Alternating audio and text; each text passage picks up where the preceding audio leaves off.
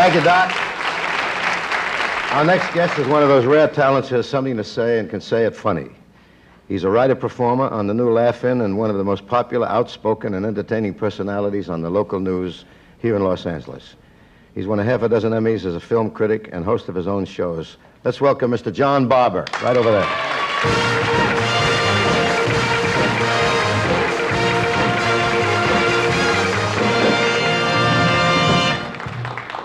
Thank you very much. One of the reasons I think Mr. Sinatra may approve of me as a critic is because I started reviewing movies about 7 years ago, which is when he stopped making them.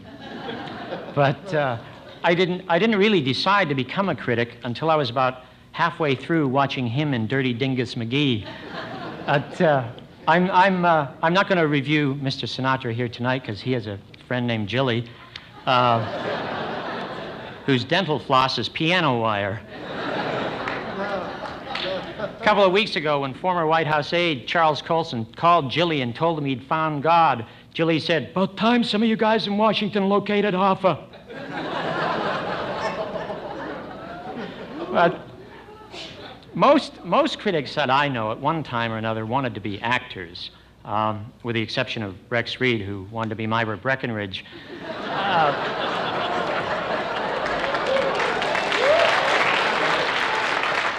But I think the reason I became a critic was to get even with those movies of the 40s and 50s that messed up my head as a kid. In those movies, a guy would take his girl into his apartment, they'd show them kissing, and then the camera would pan away to an open window with the curtains fluttering, and then back to the fireplace, and then fade out. Till I was 15, I thought babies came from burnt logs. Now, X-rated movies do so well in this country because there are a lot of uptight, uninformed Americans of my generation who are anxious to see how the bottom half lives. But there are a lot of people now who think that Hollywood is being taken over by homosexuals.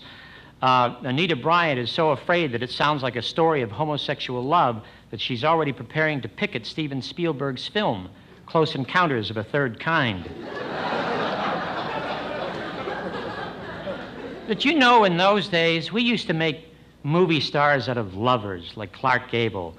Now we make them out of killers, like Charlie Bronson, the human R2-D2.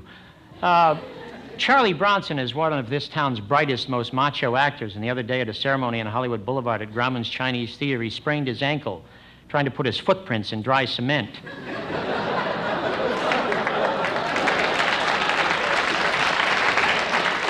Of course, one of Bronson's most successful movies, especially in New York, was Death Wish, which sounds like a documentary about Peter Bogdanovich and Sybil Shepherd.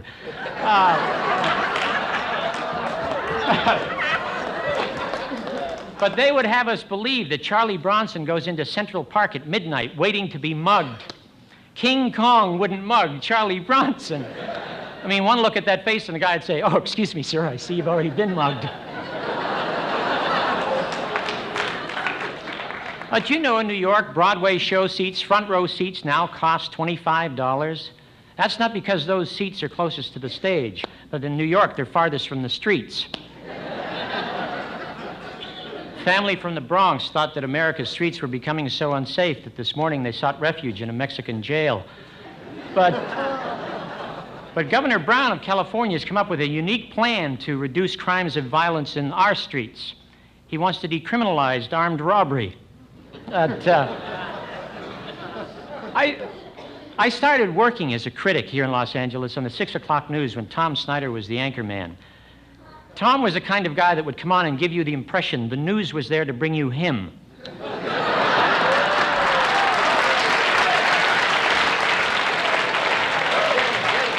Well, you know, a lot of politicians resent television news, and not because it attacks them, but because it quotes them.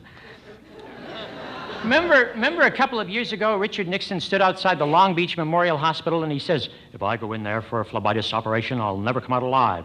Shows he lied about that, too.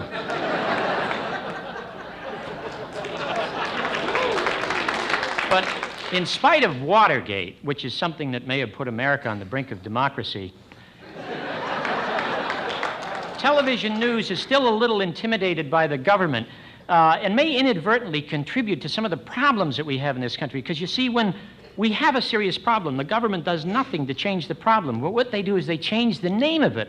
So when you hear it on the news, it doesn't sound like a problem anymore. For example, there are 30 million people in this country who can be classified as poor, but we don't call them the poor anymore. Now they're known as the limited income group. How would that sound in the Bible? Blessed be the limited income group. We can't call a panhandler a bum anymore. Now he's disenfranchised. And if you have a kid who fails in school, we can no longer say he's a failure. Now we have to say he's an underachiever. And the more he fails, the higher he underachieves. So you couldn't say something like a poor dumb bum's kid failed miserably in school today. You'd have to say something like a junior member of the disenfranchised limited income group is a high underachiever.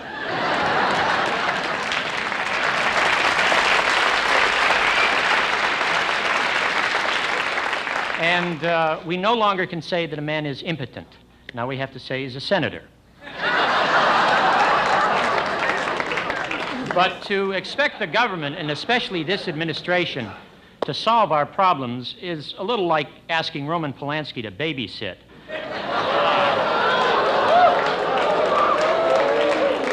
Well, how can they solve our problems when we have our priorities all misplaced? Do you realize that this year, Billy Carter is going to make 10 times as much money as his brother, the President of the United States? And you all know he's only worth twice as much. They got a new beer called Billy Beer. I don't know, it seems to me every time he opens his mouth, he's still full of Schlitz.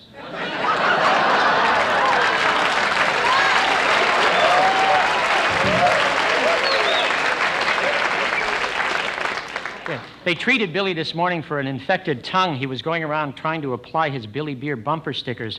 He didn't realize you were supposed to lick the sticker and not the bumper.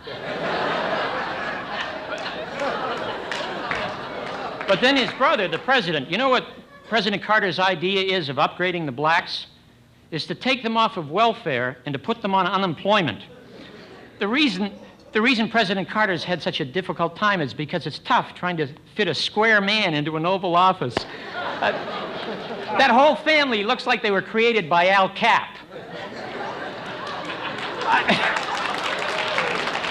You know, since I started doing the reviews in the 6 o'clock news, I've been barred from 3 studios. I was barred from Paramount Studios for an early review I did of The Great Gatsby.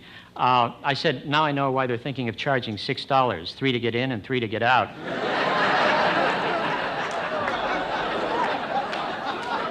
And then I was barred from Universal for a review I did of Jesus Christ Superstar, which I said was Fiddler on the Cross. But the most difficulty I ever got into was right here on NBC a little while ago when I did a review of Jerry Lewis on the telethon.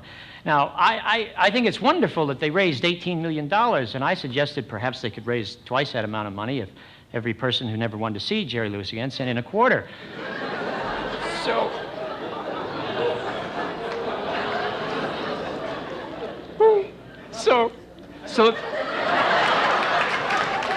So the next day, this NBC vice president stormed into my office. He says, "Hey, Barbour, could you do what Jerry Lewis does?"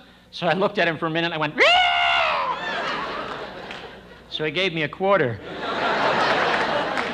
Anyway, folks, I really want to thank you for being such a terrific audience. I must tell you, I was backstage, and I was so nervous, I found myself praying to George Burns, and you've really made me feel awfully comfortable, and I would especially like to thank Frank Sinatra for agreeing to come out here tonight to be my opening act. Thank you very much.